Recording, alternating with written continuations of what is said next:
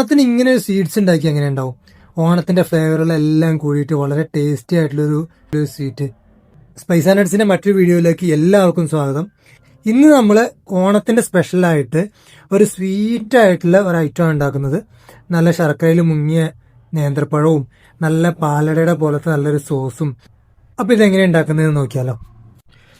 അതിനായിട്ട് 1 കപ്പ് മൈദ, 2 table spoon sugar, 1 നുള്ള് മഞ്ഞൾപ്പൊടി, 1 നുള്ള് ഉപ്പ്, 1 ടീസ്പൂൺ ഏലക്ക പൊടിച്ചത്, 2 ടേബിൾ സ്പൂൺ നെയ്യ്, 1.25 കപ്പ് പാല്, പശുവിൻ പാല്, 4 ടേബിൾ സ്പൂണോളം ശർക്കര, 1/2 കപ്പ് അട,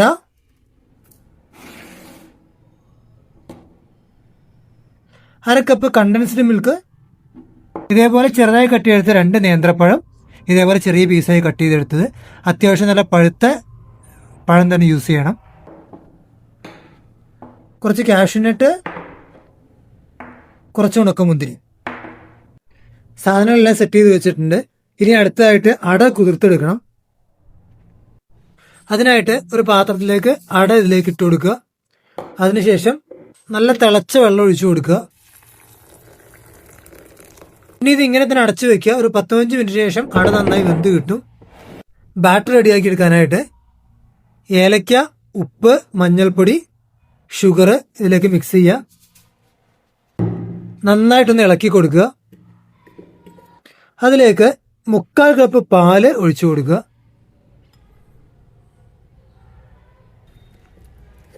പരമാവധി കട്ടിയൊന്നും ഇല്ലാതെ ഏകദേശം ഇതേ കൺസിസ്റ്റൻസിയിൽ നന്നായിട്ട് മിക്സ് ചെയ്തെടുക്കുക. ഇനി ഇത് മാറ്റി വയ്ക്കാം. പാൻ ചൂടായി കഴിഞ്ഞാൽ അതിലേക്ക് കുറച്ച് നെയ്യ് ഒഴിച്ചു കൊടുക്കുക. പാൻ ചൂടായി കഴിഞ്ഞാൽ അതിലേക്ക് പഴം ഇട്ട് കൊടുത്ത് ഗോൾഡൻ ബ്രൗൺ ആവുന്നത് വരെ ഇതൊന്ന് വേവിച്ചെടുക്കണം. പഴം ഒരു ഗോൾഡൻ ബ്രൗൺ ആയി കഴിഞ്ഞാൽ അതിലേക്ക് 2 ടേബിൾ സ്പൂൺ ശർക്കര ചേർത്ത് കൊടുക്കുക. ശർക്കര ചേർത്ത് നന്നായി ഒന്ന് ഉരുകുന്നത് വരെ ഒന്ന് മിക്സ് ചെയ്ത് കൊടുക്കുക. ശർക്കര നന്നായി ഉരുകിയ ശേഷം ഏലക്ക പൊടിച്ചത് അല്ലെങ്കിൽ ഏലക്ക ചതച്ചത് 1/2 ടീസ്പൂൺ ചേർത്തിട്ട് നന്നായി മിക്സ് ചെയ്യുക. അതിനുശേഷം ഫ്ലെയിം ഓഫ് ചെയ്ത് അടുപ്പത്ത് നിന്ന് മാറ്റാം. ഈ ഒരു പാൻ അടുപ്പത്ത് വെച്ച് അതിലേക്ക് നെയ്യ് ഒഴിച്ച് ഈ കാഷ്യൂനട്ടും അതേപോലെ തന്നെ ഉണക്കമുന്തിരിയും നന്നായിട്ട് വറുത്തെടുക്കണം.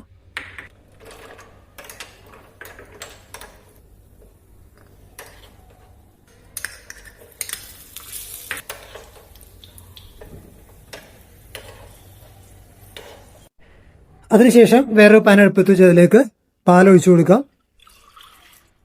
അതിൻ്റെ കൂട്ടത്തിൽ തന്നെ കണ്ടൻസ്ഡ് മിൽക്ക് കൂടി ചേർത്ത് കൊടുക്കാം.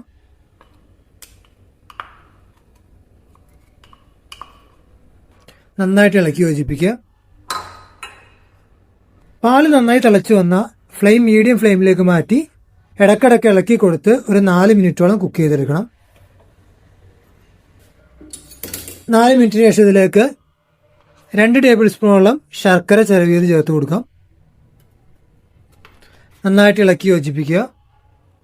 ശർക്കര ഉരുകി കഴിഞ്ഞാൽ വെള്ളത്തിലിട്ട് ചേർന്ന അട ഇതിലേക്ക് ഇട്ട് കൊടുക്കാം. അട ചേർത്ത് മീഡിയം ഫ്ലെയിമിൽ വെച്ച് നന്നായിട്ടൊന്ന് ഇളക്കുക. ഇനി ഷുഗറെല്ലാം അടയിലേക്കൊന്ന് പിടിക്കുന്നത് വരെ ഏകദേശം 5 മിനിറ്റോളം മീഡിയം ഫ്ലെയിമിൽ വെച്ചൊന്ന് കുക്ക് ചെയ്തെടുക്കണം. 5 മിനിറ്റിന് ശേഷം ഇതിലേക്ക് 1/4 ടീസ്പൂൺ ഏലക്ക പൊടിച്ചത് അല്ലെങ്കിൽ ഏലക്ക ചതച്ചത് ഏതാണ് അവൈലബിൾ ഉള്ളത് അത് ഇതിലേക്ക് ചേർത്ത് കൊടുക്കാം. നന്നായിട്ടൊന്ന് മിക്സ് ചെയ്യുക. അതിൻ്റെ കൂട്ടത്തിൽ കാഷ്യൂനട്ട് ഫ്രൈ ചെയ്ത് മാറ്റി വെച്ചിട്ട് കൊടുക്കുക. ഉണക്കമുന്തിരി ഫ്രൈ ചെയ്ത് വെച്ചും ചേർത്ത് കൊടുക്കുക. നന്നായിട്ടൊന്ന് ഇളക്കി യോജിപ്പിച്ച് ഇത് ഫ്ലെയിം ഓഫ് ചെയ്ത് അടുപ്പത്ത് മാറ്റി വയ്ക്കുക. ഇനി ഇതിന് വേണ്ട ഷീറ്റ് ഉണ്ടാക്കിയെടുക്കാനായിട്ട് ഒരു പാൻ അടുപ്പത്ത് വയ്ക്കുക. കുറച്ച് നെയ്യൊന്ന് ആക്കി കൊടുക്കുക. ഇത് നന്നായി ചൂടായി കഴിഞ്ഞാൽ അതിലേക്ക് നമ്മൾ തയ്യാറാക്കി വെച്ച ബാറ്റർ ഒഴിച്ചു കൊടുക്കുക.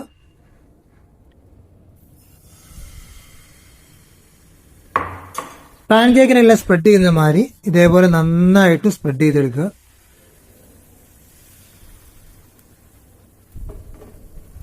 മീഡിയം ഫ്ലെയിമിൽ ഏകദേശം 1 മിനിറ്റ് വെച്ച് കഴിയുമ്പോൾ ഒരു സൈഡ് റെഡിയാവും.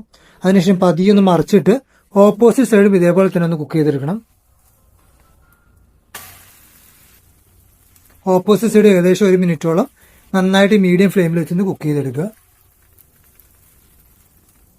അതിനുശേഷം ഇത് പാത്രത്തിലേക്ക് മാറ്റിയെടുക്കാം. ഇനി ഇത് ഓരോ ലെയറായിട്ട് സെറ്റ് ചെയ്തെടുക്കാം.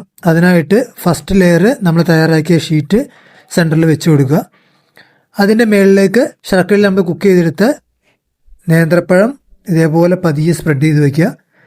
അതിനുശേഷം ഈ ബാറ്റർ മറിച്ചിട്ട് അതിൻ്റെ മുകളിലേക്ക് നമ്മൾ തയ്യാറാക്കി വെച്ച പാലട സോസ് കൂടി ഒഴിച്ചു കൊടുത്താൽ ഡിഷ് റെഡിയായി. ഇതൊന്ന് ട്രൈ ചെയ്ത് നോക്കുക. വീഡിയോ നിങ്ങൾക്ക് എല്ലാവർക്കും ഇഷ്ടമായെന്ന് കരുതുന്നു. ഇഷ്ടമായെങ്കിൽ സുഹൃത്തുക്കൾക്കും കുടുംബക്കാർക്കും എല്ലാം അയച്ചു കൊടുക്കുക.